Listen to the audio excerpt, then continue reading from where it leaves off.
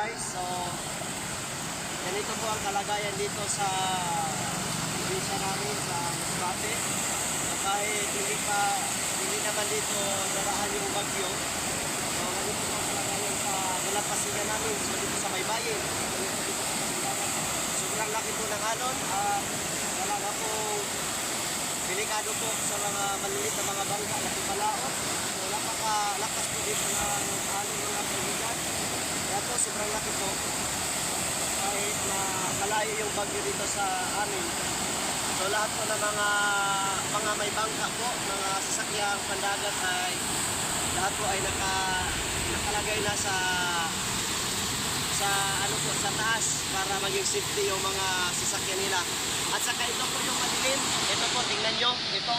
Yung ulap na ito mga kaibigan, ito po. So, kung ano nyo po, ito na parte. Sa ngayon po, sa araw na po ito, nandyan nakaposisyon yung pinakasentro ng bagyo. So, hindi naman siya naglandfall. Yun ang ano niya, yung sa pinaka-cloud ban niya. Kahit signal number 1 yung Masbate, yan po, sa Huban Sorsogon, malapit po. So, nandyan po yung bagyo, malapit sa Huban Sorsogon. Kaya dito po sa Masbate, kita po dito kung ano po ang forma ng bagyo, kung saan po ang ano niya, yung takbo.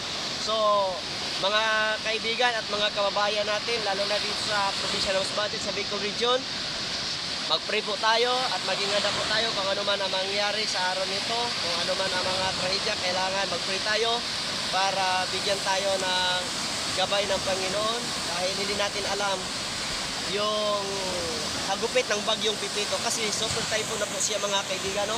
So yan po, nakita po natin yung dalampasigan dito mismo, napakalakas po ng alon. Ayan, so dito po banda, tingnan nyo para malinaw pero napakalaki po ng alon dito. Ayan po, napakalaki ng alon. Para tingnan nyo maliit lang yan, pero kung ilapit natin yung camera, sobrang taas po ng alon. So meron pong storm surge warning dito sa amin sa Masbate, naka-orange po dito. So yan po mga kaibigan. So maraming salamat, magandang hapon po. Ganito po ang lagay dito sa panahon namin, sa araw na ito, sa oras na ito. Maraming salamat, huwag niyo kalimutan na mag-subscribe sa channel ko at mag-like at comment po at mag-share sa video. Thank you po, God bless.